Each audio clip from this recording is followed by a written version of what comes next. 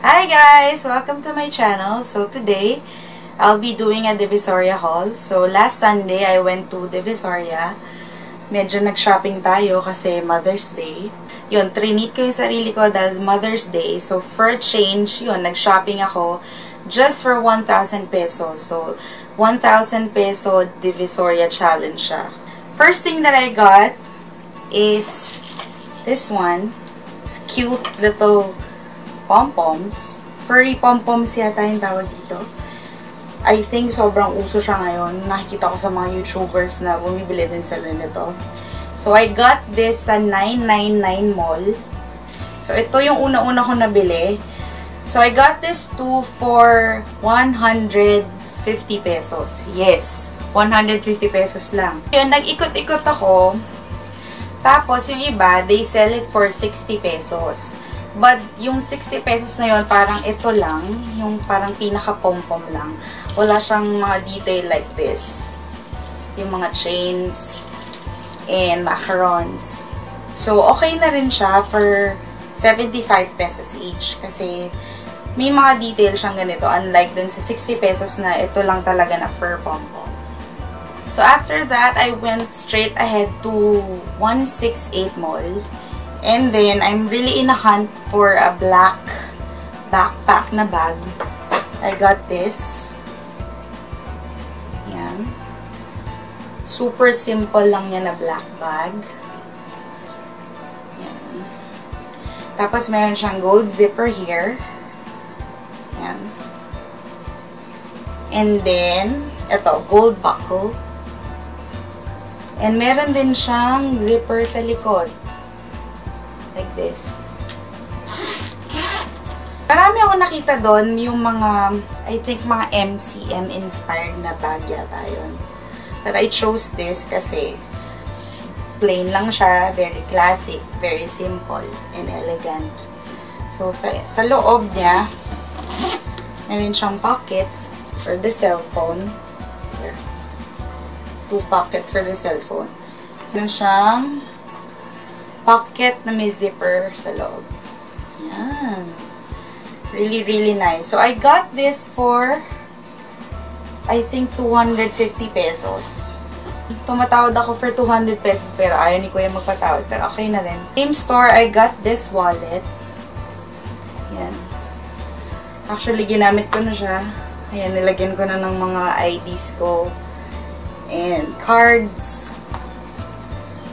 Yan. Tapos, meron din siyang zipper here. Gold zipper din. Tapos, here, you can put your cash bills. Yan. So, yan. Same store ko siya nakuha for only 100 pesos. Yan, diba? May wallet ka na for 100 pesos. Actually, yun lang yung nabili ko sa 168. Tapos, pumunta na ako sa 698. Yung sikat na 698 ngayon. Konti lang yung mga nakuha ko doon, actually. Ito. Here, yung mga hair velcro. Yan.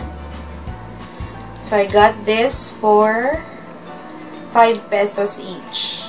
Yan. So, kumuha ko ng 3. Yan. So, open natin siya. Yan. So, hair velcro like this one. So, sa isang pack, 2 na yung laman niya. So, ganito siya. Lalagay mo dito. Sa hair mo. Kapag mag-makeup ka. Yan. Diba? Yan. So, since ako, mahaba yung hair ko, tsaka medyo makapal, I got 3 of them. Yan. Para kapag nag-makeup ako, walang napupuntang hair sa mukha ko. Next, yung Taiwan lashes. Yes, Taiwan lashes for 45 pesos per box. So, I believe meron siyang 1, 2, 3, 4, 5, 10 pieces na yata siya ng eyelashes per box. So, diba, napakasulit for 45 pesos. Bumili ako nito para makapag-practice din ako. Actually, pang-practice ko lang talaga muna siya. Paglagay ng lashes. So, yeah. 45 pesos. Great deal. Ay, by the way, I have here 217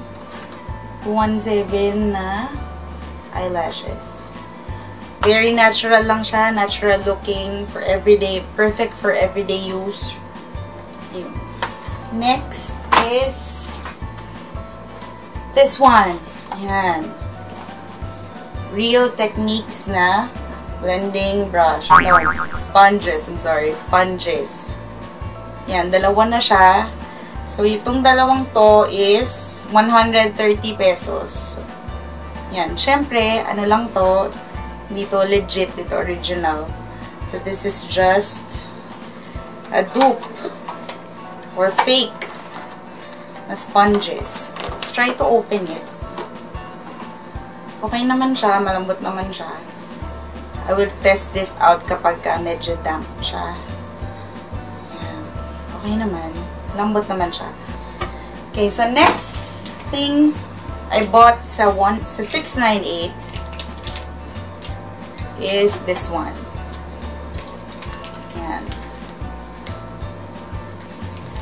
Yan, sabi daw nila, maganda daw to pangtanggal ng mga blackheads. So, I'll try this one out. Actually, sa iba, this is, I guess, 10 pesos or 12 pesos. But sa 698, this is just 6 pesos. Next thing that I got, syempre, dahil bumili ako ng lashes, bumili rin ako ng Duo na eyelash adhesive. Syempre, eyelash glue para madikit natin ang ating mga falsies. Yan. This is just for 20 pesos. Yun, bago ko umuwi, hinanap ko talaga to eh. Itong Crocodile Dentist. Yan. I bought this here, oh. Yan, I bought this for 150 pesos. Para to dun sa mga anak ko. Yan. So, I think when you open this, i-press mo yung mga teeth niya, tapos magko-close siya. I think that's how you play it.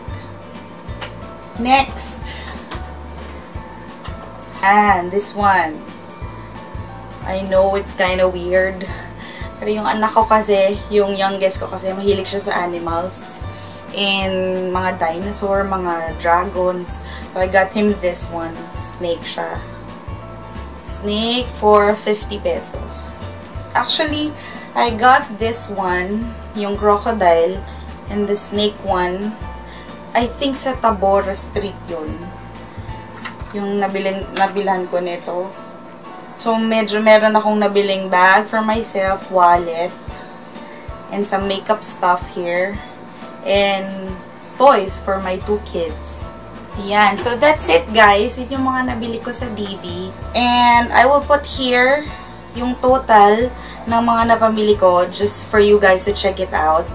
And, that's it. I hope you guys like this video. If you like it, give it a thumbs up and subscribe to my channel. So, thank you for watching, guys. Bye!